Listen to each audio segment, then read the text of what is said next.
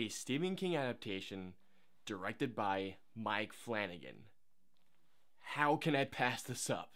You just have to remember. Back off! If you don't wake up, you're gonna die. So Gerald's Game is the latest Stephen King novel to be adapted into a film, this one being directed by Mike Flanagan. And in Gerald's Game, we follow a couple, Jesse and Gerald, played by Bruce Greenwood and Carla Gugino, as they try and go to a vacation home to try and spice up their sex life. However, Gerald's methods for doing so make Jesse very uncomfortable to the point where Gerald suffers from something very fatal, and as a result, Carla Gugino, Jesse, is stuck to the bedpost trying to figure out how the hell do I get out of this situation. Alrighty guys, so let's get into Gerald's Game. Okay, so Gerald's Game was my most anticipated horror film of the year next to It. Not just because it's a Stephen King adaptation, but because it's directed by Mike Flanagan, who I believe is one of the best, if not the best director in the horror genre working today. And after seeing this film, I am still flabbergasted that Mike Flanagan does not have the attention he deserves in the horror genre, because, oh my word, was this movie amazing. Now, before I go on with my praises about this film, I have not read the book. However, I do want to read the book after seeing this film.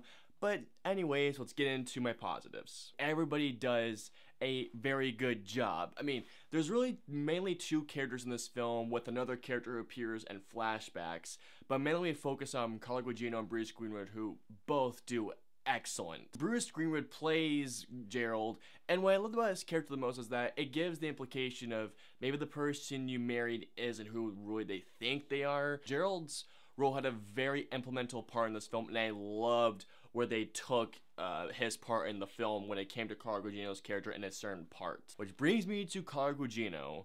This is without a doubt one of her best performances, if not her best performance. This is the type of person that, once again, a very smartly written female character. There are things that she does that make you go like, come on, come on, come on. Then other parts that make you go like, oh, fuck. But then when she's able to triumph situations, you want to cheer yes the entire time. Almost the entire film, I want to say about 80% of this movie literally rests on Carla Gugino's shoulders. And if she did not carry this film would not work. But thankfully, Carla Gugino absolutely nails her role. From the psychology of her role to the things that her character suffers in the past, how she brings all that during the psychological trauma of being nailed or stuck to this bedpost was just remarkable in every sense of the word. One thing I loved about Jesse's character in this film, and again, I haven't read the book as I mentioned earlier, but after Gerald suffers from something very fatal, there is this amazing dynamic in this film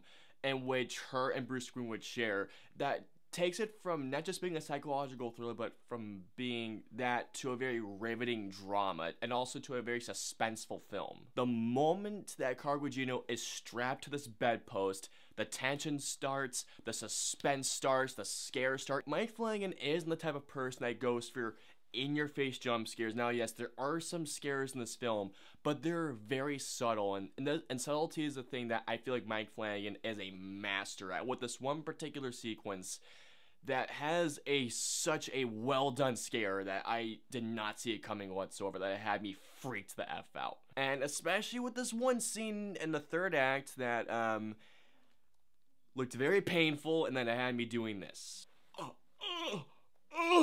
Another thing to point out is how well shot this film is. Now, for a film that takes place for 80% of it in this one room, you have to really be creative with your choices in camera work, and Mike Flanagan, I feel like, pushes this thing to its full extent. And also the editing is phenomenal. For a film that was about an hour and 45 minutes, this thing has a brisk pace, and I just didn't feel it. I didn't want this movie to end. Finally, the ending of this film. The ending is not only cathartic, it's also empowering, but it's also one of those endings that just made me go like, wow. Honestly, I have none. Overall, guys, Gerald's Game is just flat out incredible. This film is tension-filled, it's scary at times, it's a riveting character study, it's a thrilling drama, and it's also an awesome survival film. The acting is phenomenal, cinematography is great, the editing is phenomenal, and this cements my further belief that Mike Flanagan is not only one of the best horror directors working today, that I possibly believe that he's one of the best directors working today. Not only is Gerald's Game my favorite film for Mike Flanagan, but it's also one of my favorite films of the year. I loved this film, guys. I'm gonna give Gerald's Game a 5 out of 5.